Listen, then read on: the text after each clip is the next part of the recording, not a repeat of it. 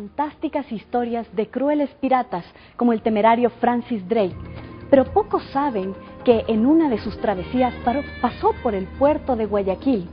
Y es que la perla del Pacífico le debe una importante parte de su historia a las visitas de los piratas a su puerto. Un joven historiador ecuatoriano rescata en un libro esta historia que María José Villacrés nos cuenta en este reportaje, un homenaje a Guayaquil. Sin duda, los piratas son leyendas vivientes, para unos hombres aventureros y libres, y para otros asaltantes y bárbaros. Para Guayaquil son parte de su historia. 1687. Después del violento ataque que un grupo de piratas realizó contra Guayaquil, una joven mujer capturada por ellos dijo con lágrimas en sus ojos: «Señor, por el amor de Dios, no me coma». Y uno de los piratas le preguntó que quién le había dicho que comían gente, a lo que ella contestó que fueron los curas y que también le habían asegurado que eran semejantes a los simios. Esta es una de las anécdotas del libro Piratas en Guayaquil. ¿Pero quiénes fueron en realidad los piratas? Corsarios, bucaneros, filibusteros, varios nombres para el mismo oficio. Fueron hombres que arriesgaban su vida a diario para alcanzar libertad y rápidas riquezas. Desafiando a toda autoridad, los piratas fueron los verdaderos reyes de los mares, bajo el lema de vivir una vida corta pero feliz. Cuando Colón llegó a América, encontró grandes tesoros que enriquecieron a España y despertaron la codicia de sus vecinos europeos, que buscaron la ayuda de piratas para robar el oro español. Estos piratas obtuvieron una patente de corso, es decir, un permiso para robar, y fueron conocidos como corsarios.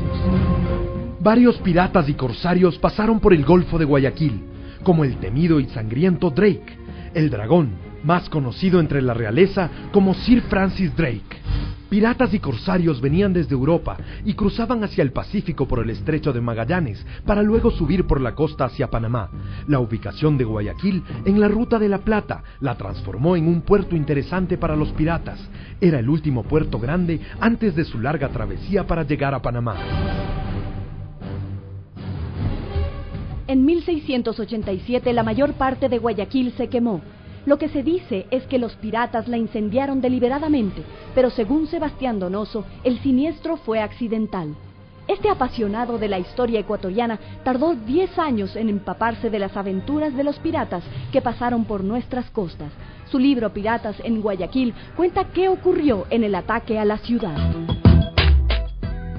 La ciudad que hoy conocemos es muy diferente a la del siglo XVII. La calle Loja antes era un estero, el estero de Villamar, y era el límite de la ciudad que llegaba hasta el Cerro Santa Ana. Recorrimos estos pasajes junto al historiador para descubrir la verdad acerca de los bucaneros y lo que realmente ocasionó el incendio del puerto. En 1687 estos eran los linderos de la ciudad de Guayaquil. Más allá, selva, río y manglar. En este lugar, los guayaquileños y los indígenas daulis construyeron trincheras para protegerse de los piratas. Fue precisamente por este lugar que el primer grupo de piratas liderados por François Groniet se presentó. Mientras tanto, un segundo batallón de bucaneros desembarcaba en lo que hoy es el barrio de Las Peñas para atacar el fortín de la Planchada y el fuerte de San Carlos. Estas piedras son de los pocos vestigios que quedan de la época cuando combatían piratas y guayaquileños. Son las ruinas del histórico y estratégico fortín de San Carlos, en la cima del Cerro Santa Ana. Posiblemente fue aquí donde el corregidor de Guayaquil salió a la puerta del fuerte y entregó su espada al capitán pirata, para luego caer desvanecido por la pérdida de sangre en la batalla. Luego empezó el saqueo sistemático de todas y cada una de las casas de la ciudad, y los piratas impusieron un tributo de 100,000 pesos por respetar la vida de los rehenes y no prender fuego a las casas. Sin embargo, al día siguiente, un pirata irresponsable dejó un fogón encendido en una casa y en pocas horas ardieron las 3/4 partes de la ciudad, que quedaron en cenizas. Tras el terrible pero accidental incendio, los piratas se trasladaron a la isla Puná, llevándose consigo 250 rehenes de las familias guayaquileñas más connotadas. El diario del pirata Ravenu Luzán relata: Donde permanecimos el mayor tiempo fue en la isla Puná. Durante los 30 días que descansamos aquí, vivimos bien. No nos faltaban las sinfonías, teniendo entre nuestros prisioneros los mejores músicos de la ciudad.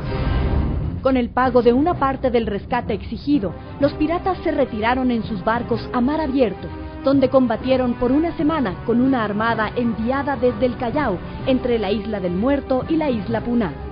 Ahí fue donde finalmente, luego de 5 días de combate, los piratas escaparon, llevándose la mayor parte del tesoro que habían acumulado en Guayaquil, uno de los botines más grandes de la historia de la piratería. Este fatal incendio motivó a los guayaquileños a reconstruir su centro. Así nace la ciudad nueva de Guayaquil, construida al sur de la ciudad vieja, para convertirse en la gran metrópoli que hoy conocemos. En otras ocasiones la historia fue diferente y los guayaquileños vencieron heroicamente a los invasores.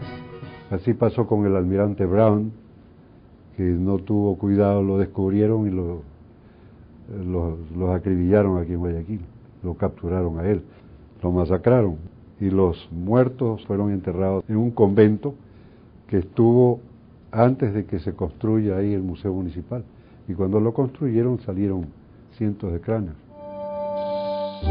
El alma de estos aventureros es hoy una leyenda viviente, una historia fantástica que convierte al viejo Guayaquil en un rincón mágico.